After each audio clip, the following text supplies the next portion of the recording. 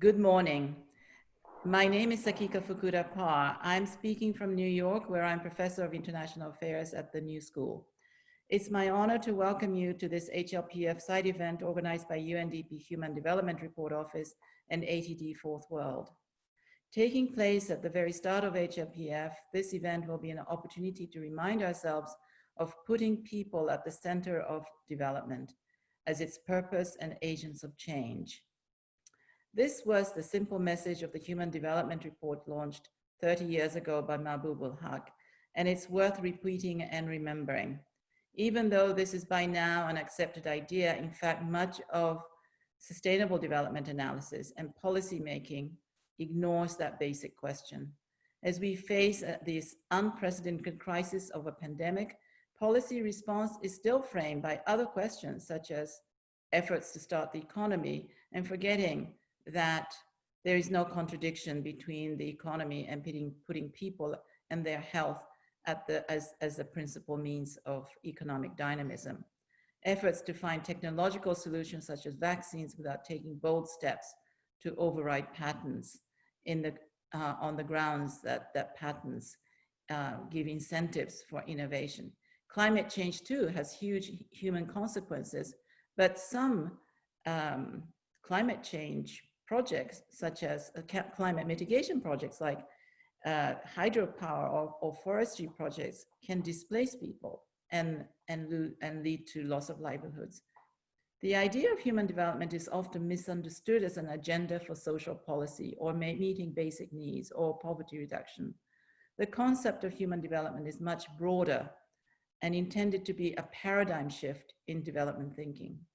But defining the purpose of development as expanding capabilities or human choices and freedoms, it reframes the challenge of development. It redefines the question that we should be asking when we evaluate the state of world or policy proposals, whether they are social policies, trade policies, or climate policies. Today, we face this triple crisis of pandemic, climate, and inequality. And the pandemic has revealed all the weaknesses in our social institutions as the pandemic deepens inequality and reinforces the vulnerability to climate change. It has revealed the importance of participation, solidarity, dignity, and respect for the planet as essential conditions for both addressing the pandemic as for building the post-COVID world and differently. How do we develop a human development strategy? What does resilience mean in the face of climate change? How can strong social protection systems guarantee that the poorest communities' fundamental rights are realized? How can we ensure that new systems of solidarity and governance allow each member of society equal recognition and responsibility? How do we achieve an equitable and just transition towards sustainable economies? We have the privilege of having individuals who have been leading thinkers on these issues. Linda Garcia, Pedro Conceição, Shara Razavi, Andrew Rain, and Olivia De Schutter, who has sent a video message. So first, I'd like to ask Linda, you've been involved very closely with communities living in extreme poverty in Guatemala, including indigenous women and children. Can you tell us more about their experience today as they face new challenges because of COVID-19 on top of their vulnerability to climate change and environmental degradation?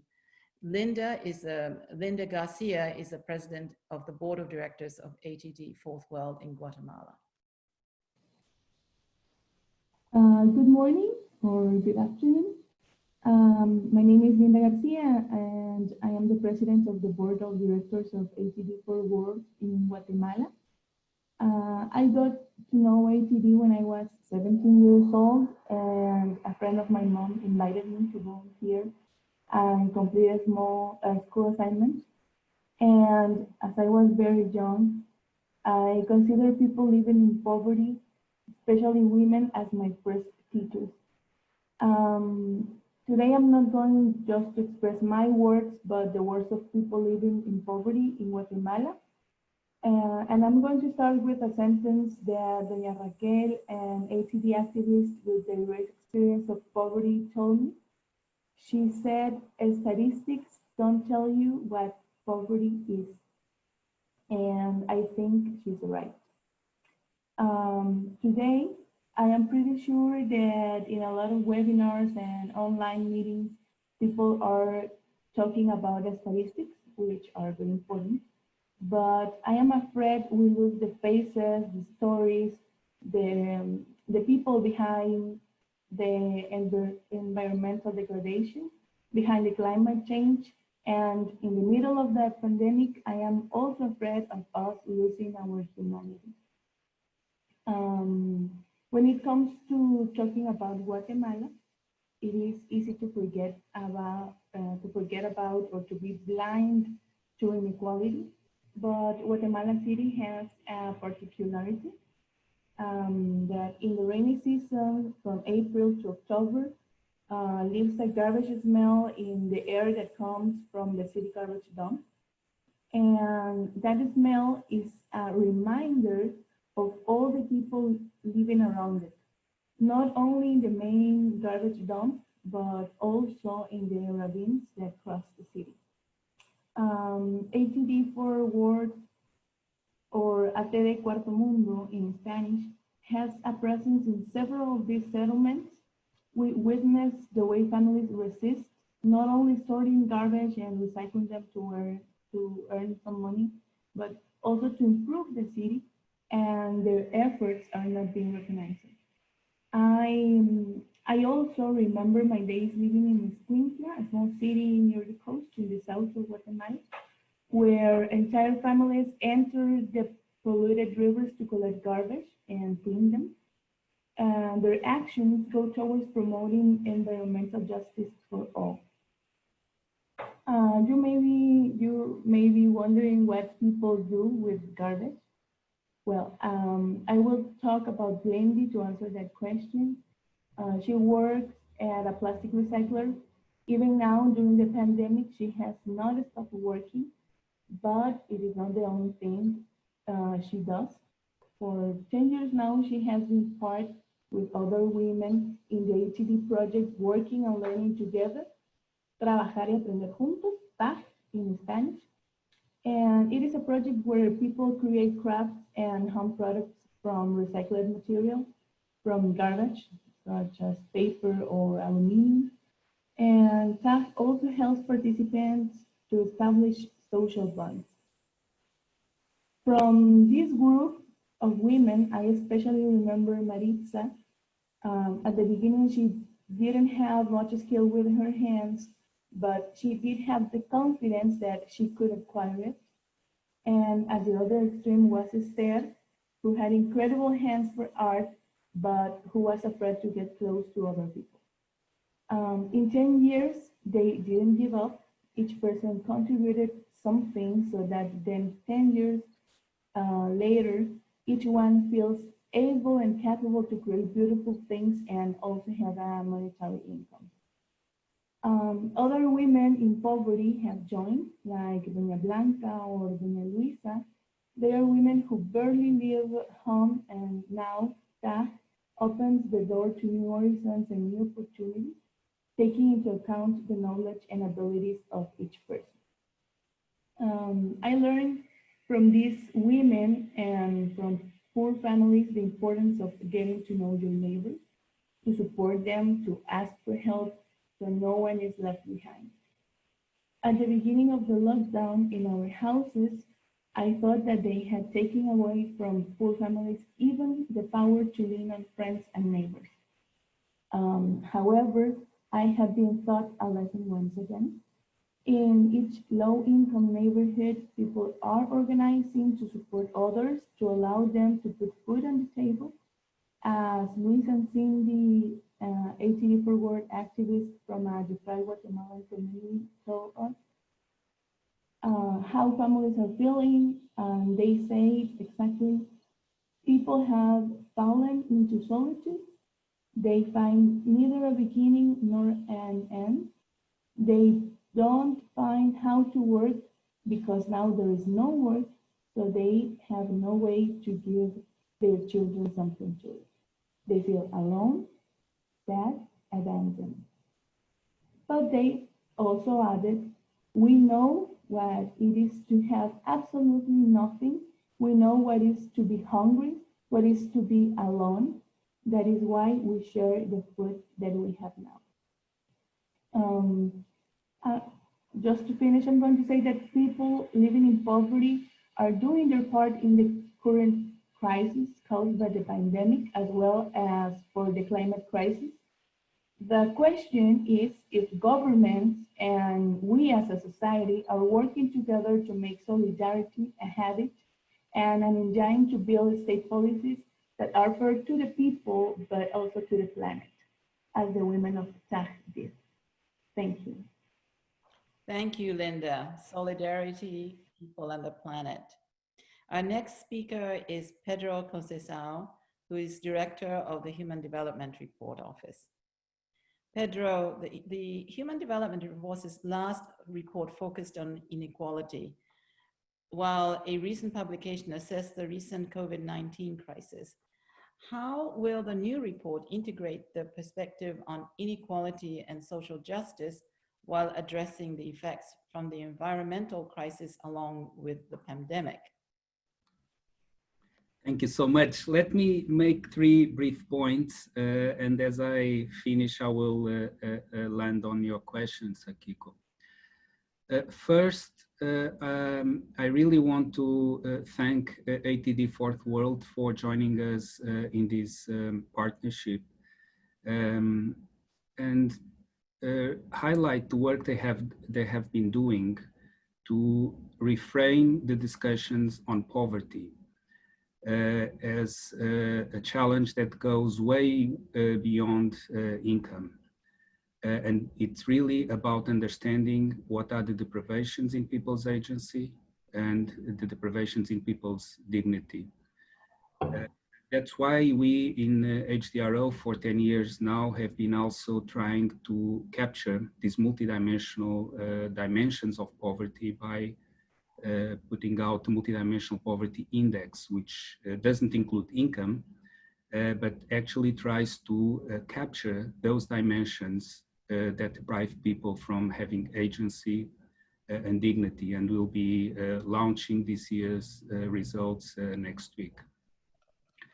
And my second point is that this is very much aligned with the human development approach, which is an approach that is not about spending more on health and education. It's really about an evaluative framework for assessing development progress and assessing policies that puts people at the center and shifts the focus away from means of enabling people to fulfill those ends. Means include income, for instance. And that was very much the emphasis of the 2019 Human Development Report, which looked at inequalities. And in fact, the subtitle reads Beyond Income. We felt and still feel that the debate on inequality is dominated over discussions on the personal distribution of income and wealth, and looks at taxes and transfers as the solution to the problem. This is a fairly too narrow angle through which to look at the challenges of inequalities in human development. And here we can be reminded of Amartya Sen. When he started his work, he posed the question, equality of what? And his answer was that what matters were inequalities in capabilities. And that was very much the spirit that we tried to capture in the 2019 report, shifting the focus away from personal distribution of income and wealth, which is important, and redistribution policies, which are important, to a much broader set of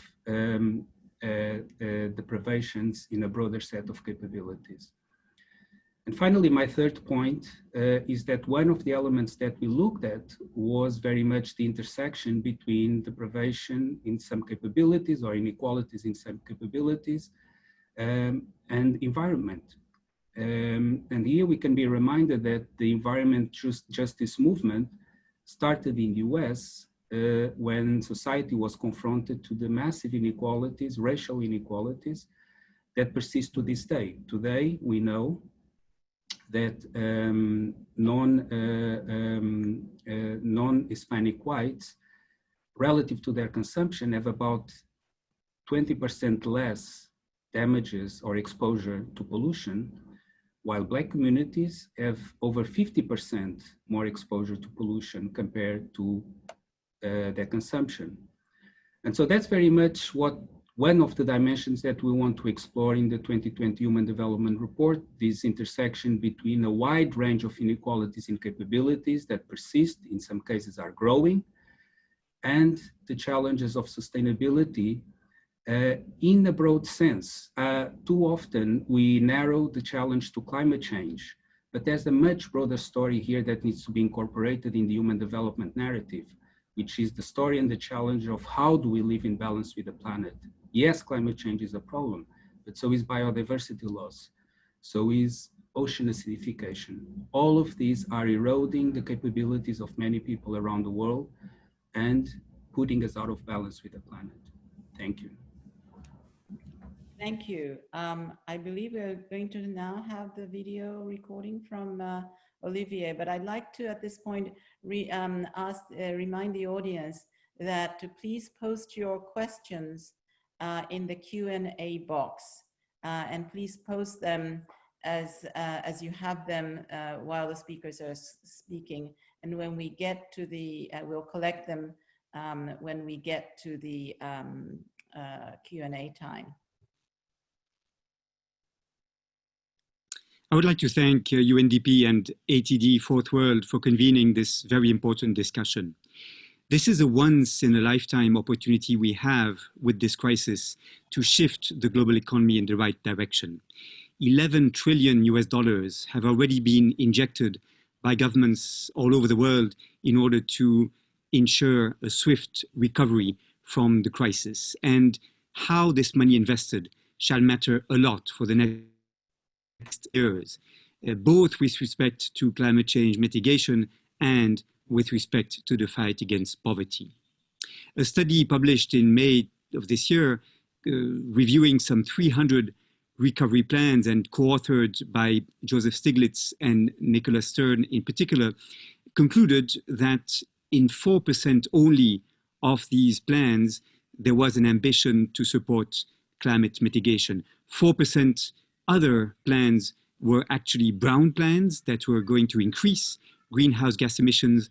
92% of the plans were neutral from the point of view of their contribution to climate change mitigation. And we need certainly to ensure that the investments that are made contribute much more in much larger proportions to climate change mitigation. On the other hand, we must ensure that the recovery plans are absolutely poor, that they are not based on austerity programs to compensate for the mounting public debt, that they are not financed by increasing VAT rates that affect poor households in particular, but instead supported by progressive taxation schemes. So the poor, pro-climate equation is one we can succeed, and we can think about a just transition that goes beyond simply compensating the losers from the shift away from fossil energy. This pro-climate, pro-poor approach should rely, in my view, on 4 pillars. First, investing in climate mitigation strategies that can create employment opportunities for people with lower levels of qualification. For example, in the retrofitting of buildings, in the recycling, the circular economy, in renewable energies. Wind, solar are much more labor intensive than fossil energies, or in agroecology. Second, we need to invest in public goods that can make goods and services necessary for the exercise of human rights more affordable for households in poverty. For example, by strengthening public transportation in order to allow people to enjoy mobility without having to depend on an individual car, or by encouraging decentralized energy grids in rural areas. Thirdly, we need to ensure the participation of people in poverty in designing recovery plans and the green deals that shall be associated with these recovery plans. Fourthly, we need to ensure that these recovery plans are financed by progressive taxation schemes, by taxing the wealthiest part of the population and the large corporations. And I believe that if we keep in mind these four components of the next transformation of the economy, we can succeed in managing this pro-poor, pro-climate equation for the next generation. Thank you, and I look forward to continuing our collaboration. Thank you to Olivier for that video. Definitely a human development strategy for the people, by the people, and of the people. So, and for the environment. So now we turn to Shara, who is the Director of Social Protection in ILO, joining us from Geneva. Shara, can you please share with us why social protection systems and floors are such a crucial tool, not only for the post-COVID recovery, but also to eradicate poverty in the long run and face the impact of climate change and environmental crisis?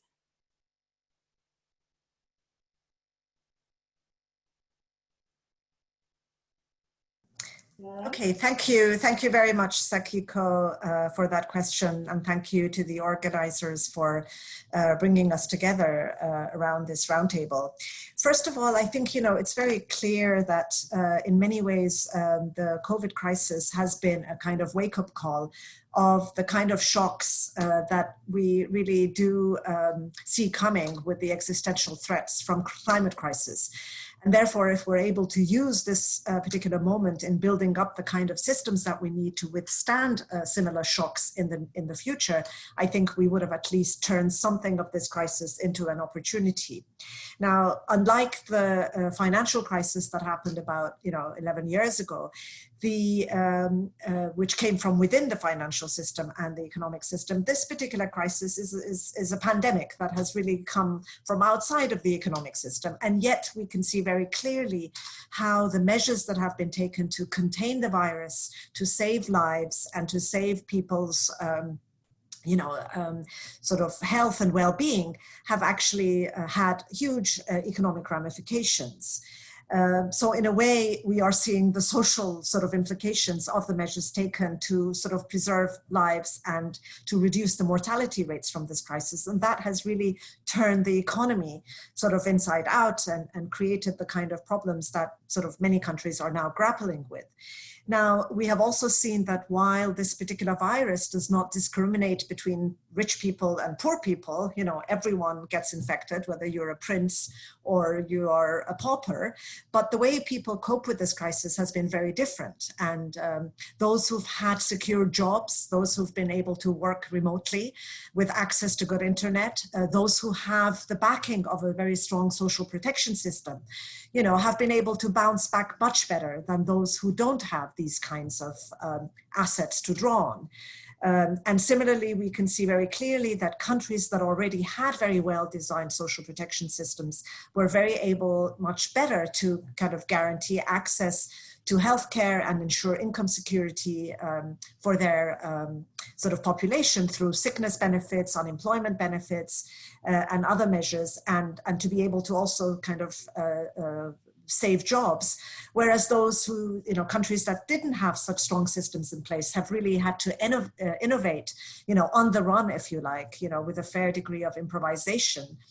And while many have been able to put in place temporary measures, if we're not able to turn these temporary measures into stable and permanent components of a social protection system, then I think we would have lost the opportunity that came from this crisis. So to support a human-centered future where human rights are really enjoyed by everyone, I think economic and social policies will need to work in tandem. And I would claim that social protection is the best catalyzer we have for kind of reconciling economic and social policies. Social protection systems are not something that you build, after you develop, or mere safety nets that kind of have to catch the very, very poor and those who are unfortunate and cannot pull themselves up by their own bootstraps. What this crisis has showed is that it's not only the poor who may be in need of social protection, but even those who seem to be getting by relatively well, who may be working in the informal economy, but who are not among the very poor. So I think think the need for a universal social protection system as a necessary ingredient for building dynamic economies and inclusive societies has been really underlined very clearly by this crisis. And this vision, I think, has as its bedrock principles of universality of coverage, adequacy of benefits, solidarity, as Linda said, in financing these systems, and also participation and accountability, so that civil society, workers' organizations, employers' organizations, and others can hold the state, to account as it really oversees the building of such a universal system. And I think, in the past, we have seen the need for such systems during crises, during the financial meltdown. And in history, we've seen moments when countries have seized the moment of crisis to build systems. This happened after the Second World War, after the Asian financial crisis. But unfortunately, there are also moments when we haven't done that. And I think the previous crisis, the 2008 crisis, was a moment when we kind of lost that opportunity. Because after the crisis, when the role of social protection became very important and people could see why it was important to have a system in place that could really save economies and save societies and save lives, we had a whole decade of austerity that made it very difficult for countries to invest in their social protection systems. So I think now we really are in a moment when we are preparing, and we know that the climate crisis is here, if not around the corner, and we really need to use all the tools at our disposal, including economic tools, fiscal policy measures, to mobilize the kind of resources that we need to uphold the human rights and the right to social security that is very much kind of inscribed in our human rights standards. And, in a way, this is exactly what the European Commission has done by triggering the escape clause, which allows exceptional fiscal support so countries can build up their social protection systems, invest in services, and be able to really, move beyond this crisis and to bounce back very quickly. So developed countries, have that greater financial capacity to do so, and they are taking the lead in demonstrating the potential of using the current crisis to make much needed investments in social protection systems.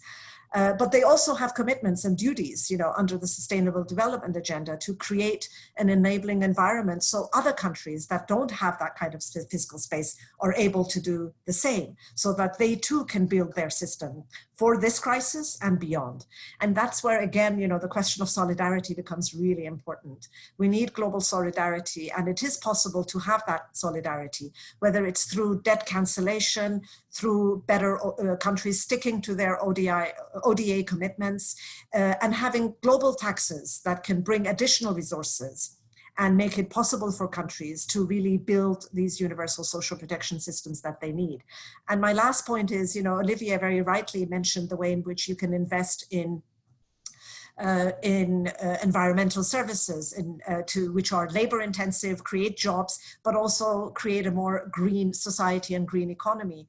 And I would say similarly with social protection systems and public services, particularly investments in care services, long-term care services, childcare services, you can also create jobs, and you can also build human capabilities and create societies that are more inclusive and more caring. So again, I think this is a call for bringing our fiscal tools and macroeconomic policies in line also with human rights, and in a way that will enable economic and social policies to work in tandem to create the kind of systems that we need so that countries can withstand future shocks and not have to scramble in the way that they've had to do during this particular pandemic. Thank you. Thank you, Shara, for emphasizing all of these points in a very holistic way, that integrating macroeconomic policies, social protection systems, global responsibilities, and most importantly, values of solidarity. So we now turn to the last speaker, Andrew Rain, who is the Senior Legal Officer and Head of International Law Unit at the UN Environment Program, UNEP. Thank you, Sakiko. And many thanks to UNDP and to ATD Fourth World for this opportunity to participate in this panel. We really appreciate it. I would like to, reflecting on what I've heard, I would like to perhaps offer two key messages. The first one is, and let me focus on the environmental justice dimension of this discussion. And if we want to advance environmental justice, now is the time to step up environmental protection and laws and policies, not step back. And at UNEP, we're very keen to get the message across that this awful pandemic that we're in now, COVID-19, it's a symptom of a much bigger problem. And this has been alluded to in the other presentations, and that's our planet's ailing health. We need to fundamentally recalibrate our relationship with nature if we're not going to repeat this story again and again and again. COVID-19 is a zoonotic disease. It came from animals, and that reflects a well-worn path. Ebola, SARS, they're all zoonotic diseases, and we're going to get more COVIDs in the future if we don't sort this out. And I say that because there's also a very clear line of sight between this unsustainable relationship with nature that we have now and environmental justice issues. And Pedro gave the very powerful example of the link between Black communities and higher exposure to pollution. And there's many others. If you're Black in the US, 2/3 of the entire Black population in the United States live within 30 miles of a coal-fired power station. And there are many, many other examples across the world. And within that context, at UNEP, we've been mapping very closely what countries are doing as a response to COVID-19 with their environmental policy and legal frameworks. And we're seeing a very disturbing trend. Instead of stepping up, we're seeing a lot of member states step back. I think half of all of the G20 countries have demonstrated a regression in environmental protection, be it a step back in environmental impact assessment, procedures and laws, or perhaps more concerning and more linked to environmental justice, some states are even criminalizing or proposing to criminalize environmental protest. And that is incredibly concerning, and that is not the way to go if we want to recalibrate our relationship with nature. The recovery packages Olivia mentioned, absolutely, let me echo that point. They need to be green. Now, this first wave of recovery packages that we're seeing, understandably, the focus needs to be fiscal, and we're seeing that around the world, and that's good and right. But this next wave has to be green, otherwise it is an incredibly large missed opportunity. So when we do have these Build Back Better packages, and when states do step forward on environmental laws and protection mechanisms, they need to be good. They need to be fair. They need to be fairly implemented. They need to be consistent with fundamental human rights and environmental norms, as the speaker from ILO mentioned. In other words, we need rule of law. And in UNEP, member states have given us the mandate to push forward this concept of environmental rule of law. And I could talk till the cows come home on environmental rule of law, but we've got 5 minutes, so let me move to the next point. The second key message is this. To advance environmental justice, we need big changes. We need these paradigm shifts that Sakiko talked about in her introduction. Now, one of the opportunities to do that is very exciting. That would be for the international community to, for the first time, recognize a universal human right to a healthy environment. Now, I say that because the time might not seem now, but it needs to be now. It's urgent. At the national level, we've seen great progress. Over 156 to be precise, states recognize the right to a healthy environment in their national systems, be it in their constitution, be it in their national laws, be it in jurisprudence, or even in their treaty obligations at the regional level. But at the international level, we don't have that. We don't have any UN instrument that recognizes the right to a clean, safe, and healthy environment. It echoes in the preamble of the Paris Agreement in 2016. It is found in qualified reference in the 1972 Stockholm Declaration, but we don't see it in any of the major human rights instruments. So now is the time to do that. And we're working to help build that consensus, and we're working with the UN Special Rapporteur on Human Rights and the Environment to really find those entry points to have that recognition, be it at the Human Rights Council, be it then at the General Assembly. But this is a really important opportunity, and it matters because if you have that right, it makes a difference on the ground. If you have that right, studies have shown that it translates directly into better environmental outcomes. And we absolutely need that at this point in time. I can't agree more with all of the key points that the previous speakers have mentioned about it being bigger than climate change. It's our whole relationship with the environment, with nature, with climate change, with pollution, with sustainable consumption and production. And I can't agree more that we need a rights-based approach in this journey to stop the next COVID from happening. But many, many thanks for the opportunity, and back to you, Sakiko. Thank you very much. For emphasizing the environmental justice elements of this debate, there are a large number of questions in the chat box. We won't get to all of them, but an awful lot of them actually relate to, how do we actually put a lot of these ideas in practice? In fact, Frances Stewart says, excellent ideas, but is anyone listening? So that's a very provocative charge to mobilize us all into action.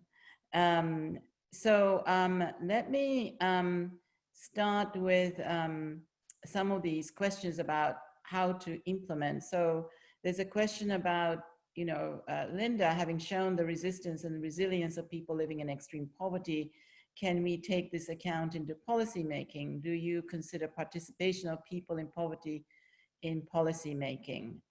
There's another one that says, do you know how many people in each country who do not have social protection, healthcare? Is there a study? Do you see concrete signs that countries are willing to move away from austerity policies that so many countries have put in place over the last decade? Is it true that, so how can a pro-poor and pro-climate strategy build on the efforts that already exist and are being carried out by people living in disadvantaged communities and not undermine them? And what are the examples of pro-climate and pro-poor actions that can be implemented? There are many others, but let me just start with those. And I think there's something for each of the speakers to respond to there. So Linda, should I ask you to start, please? And please keep your responses to 1 or 2 minutes. Okay. Answering to one of those questions, people living in poverty can contribute with their knowledge in the construction of public policies. Sometimes and barely they are taking into account for their experience, but they also have knowledge about their environment to contribute. How to do this? To listen to the voice of the people living in poverty from the organizations in each neighborhood, asking about government affairs and decisions, and sharing the knowledge of the people living in poverty with the universities, with the people who make the decisions. I'm sure that we can find solutions together. I also know that it's kind of difficult to find like hope in middle of everything, but what made me feel better or with hope is that people living in poverty is already organizing, and I think that we can follow them and we can learn from them to find these solutions together. Who wants to go next? Perhaps Shara? Yes, let me maybe answer a couple of the factual questions. I believe Ursula had asked about, do we have any data on existing coverage? And we do have some data. I mean, the World Social Protection Report, which is the ILO flagship report that comes out every 2 years. In its latest edition, it provided data that has been now updated, but we know that something around 45% of the global population has access to at least one kind of social protection benefit. But that means 55% has, that's around 4 billion people, have access to no social protection at all. And then if you look at the percentage of the population that has access to a comprehensive range of social protection benefits, then that percentage goes down to about 29%. So there's a huge, way to go. And in specifically, you wanted to know about healthcare coverage as well. Something like around 40%, nearly 40% of the population has no health insurance, social health insurance mechanism, or access to a public health system. Like the national health system, for example, in some countries, which means that about 60% of the world's population has to use out-of-pocket fees in order to access healthcare, which obviously for many people is a sort of slippery slope that puts them in a very difficult position and increases the risk of poverty and is a driver of poverty. So that's kind of more on the stats side. And on the bigger questions, I mean, I think this question, is anyone listening? I mean, I think there are some really important debates now happening, at least at the UN level, around issues of financing of the SDGs, which has become an even more bigger question in this era, given the huge increase in needs.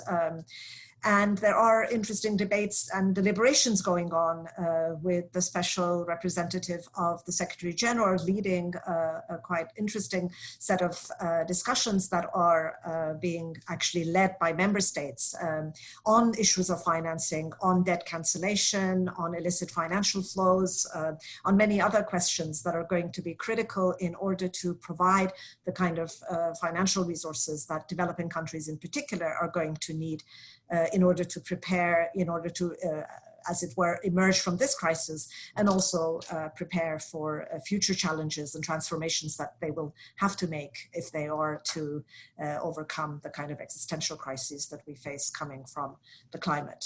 So let me end there, Sakiko, and happy to pick up any other issues as they come up. So let me turn to Andrew next, and I just add to the questions that I read out. There's one that's more specifically relates to what Shara was saying, that how can pro-poor and, green deals and recovery plans should be funded by increased taxation, but this should be done how? So that relates, that adds to the questions that I'd read out earlier. Thank you very much, Sakiko. With your permission, let me also just come back to the pro-poor, pro-climate policy question, because I think that is a very interesting one. And I was speaking to colleagues in Pakistan very recently who gave a good example. And there's a 10 billion tree tsunami program in Pakistan at the moment, which is woven into its green stimulus COVID-19 recovery plan. And that will generate up to 60,000 jobs. It pays people to plant trees. It's very basic, but that is a good example of a pro-poor, pro-climate policy. And our colleague in the ILO could speak better to me than this, but studies by the ILO show that up to 60 million green jobs are possible in the coming years. And so the challenge is to make them good green jobs and to really tie them into these green stimulus packages. How they're financed, look, there's no magic bullet. That is a question for economists. I'm a lawyer, but certainly increased taxation is one route. But I don't want to wade into the different opportunities for that. It can probably be better answered by others. So back to you, Sakiko. Well, I think that leads straight to Pedro, who may have some ideas about fiscal reform. So let me turn to you, Pedro, to answer any of these these other questions as well. Thank you very much. Francis, people are listening. I think not so much because of what we do in the UN, but more broadly. And this is reflected in results of recent surveys, for instance, that show that more than 70% of people think that climate change is a threat as serious as COVID-19. And more than 2/3 support the deployment of resources, the fiscal resources that have been mobilized, the 11 trillion that have been mobilized towards the type of green investments that Olivier spoke about. So I think people are listening, and many countries are taking the actions that are going in the direction that we are all discussing here. Not to the extent that we all would want.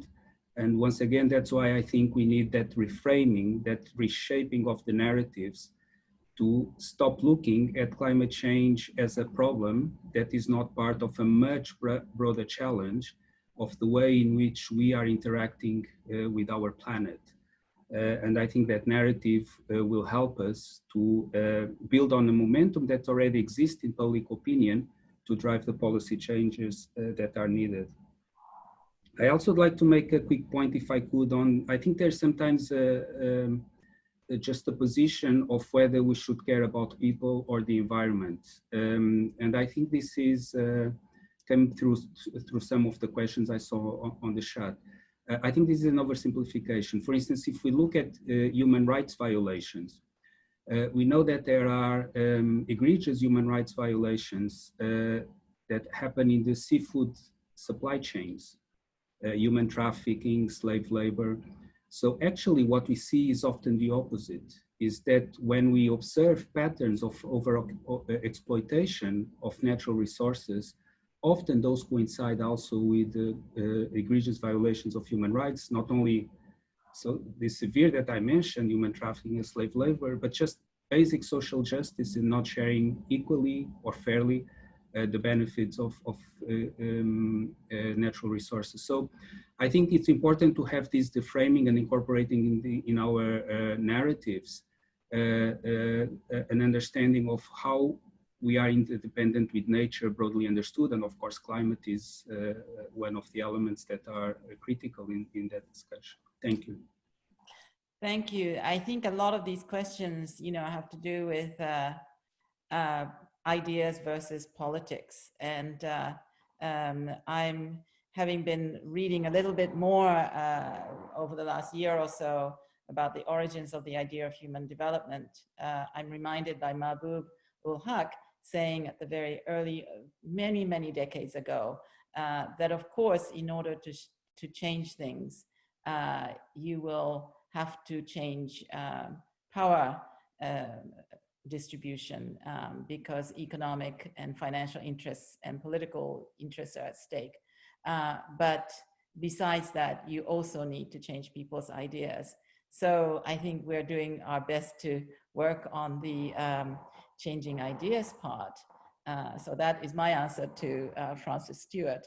But I think we have just time for one last question, which will perhaps wrap up this discussion up. We have like 8 minutes. So this question comes from Mike Cohen. Is it true that the pandemic has come from outside the economic system, or are there pathways of contagion very much related to, I think you mean social capabilities or other capabilities? So who wants to go first on that question? Shara, you look like you're thinking about it. Well, I mean, I'm not sure if I'm going to be able to answer Michael Cohen's question, but there is something quite different from the crisis that happened in 2008, which actually, emerged from within the financial system. That was quite a different kind of crisis to the one that we have today, which started as a pandemic. Not that a pandemic is completely divorced from the economic system in the same way that climate is not divorced from the economic system either. It's man-made pollutions that create the climate crisis. So, and the economic system has a lot to do with it. But somehow the nature of that crisis compared to today's crisis was quite different. But I think what's also quite interesting about the pandemic is the way in which, when we think back about that mantra of the 1990s, it's the economy stupid. I think in some ways, this crisis has shown that, it's society stupid. Society also matters. People's lives matters. I mean, governments took these lockdown measures. I think it's very indicative of the way in which social issues matter. And it was to save lives, and it was, in order not to overwhelm health systems. So I think there's also something positive there about the way in which countries have responded to this crisis, which goes to show that, what happens in society and the kind of social system that in a way undergirds the economy is also very important, and society is very important. And therefore we need to make these kind of social investments, as we like to call it, whether it's in social protection systems or public services, in order to maintain the kind of society that really does provide both opportunities and also the kind of equality and peace that is needed for an economy to also be productive and to flourish. I mean, I kind of see this crisis as showing the way in which the economy and society and the broader systems are very much kind of interlinked and interwoven, and that the economy is not something separate, something that I think my previous director at UNRWA, Tandika Makandawera, was always very good at saying, that this separation of the economy and society in a way is very much an artificial separation. So let me end there and offer the floor to others who may be able to answer the question more directly. And Andrew, could I turn to you?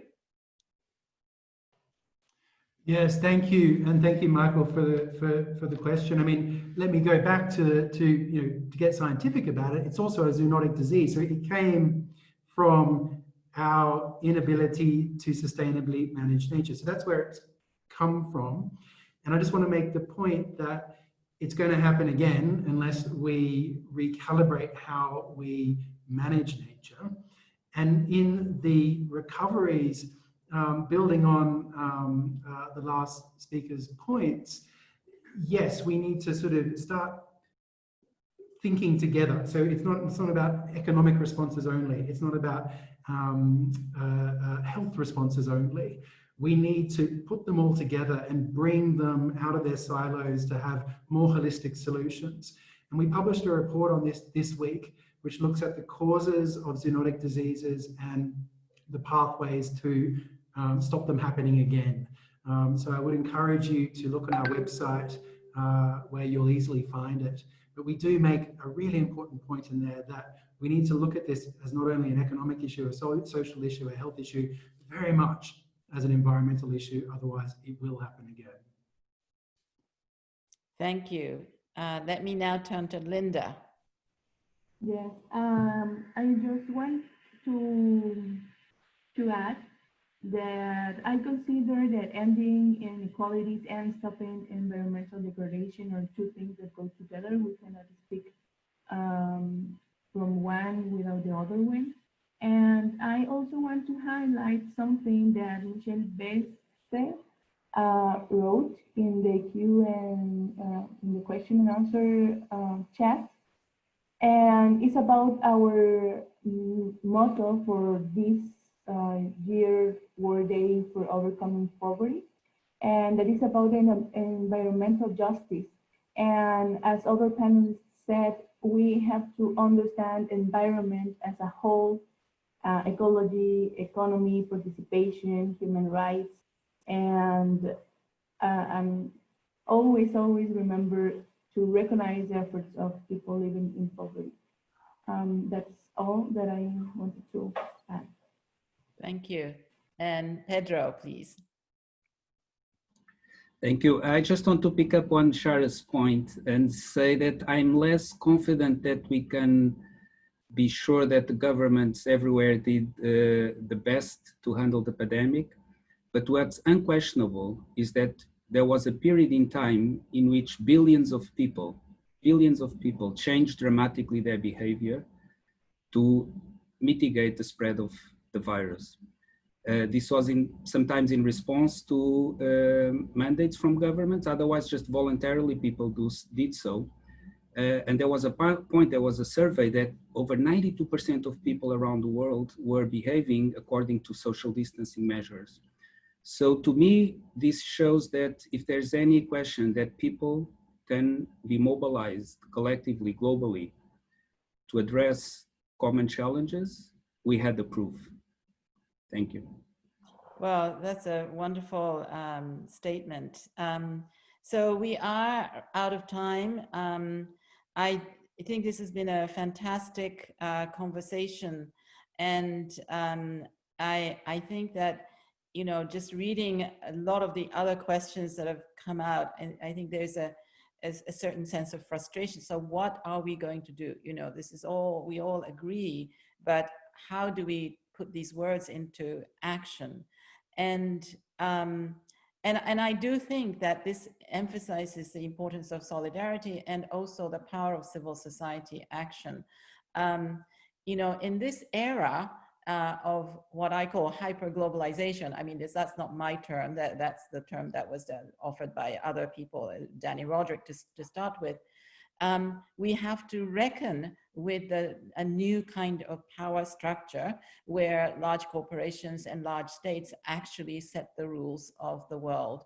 And I think that on these issues like fiscal policy to finance green recovery ultimately comes to questions of taxation, and the fact that tax revenues from corporate taxes have declined dramatically over the last decades in this century is the source, one of the sources of the problem. And so the tax justice movement of civil society is absolutely essential for the revelation of the Panama Papers in the media. That's absolutely essential.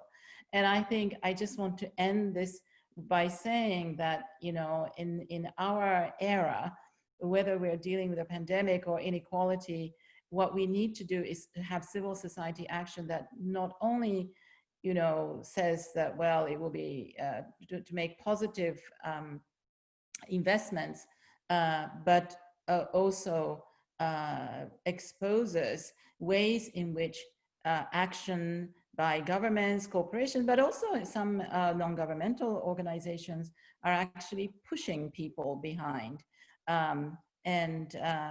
So that's something that the Committee on Development Policy has been articulating over the last couple of years, that what we really need to do is to stop pushing people behind. So with that, thank you very much. And once again, thanks to the UNDP Human Development Report Office and ATD Fourth World for organizing this wonderful panel with these extraordinary speakers on advancing human development through social and environmental justice for all. Thank you. Have a good day and enjoy the HLPF.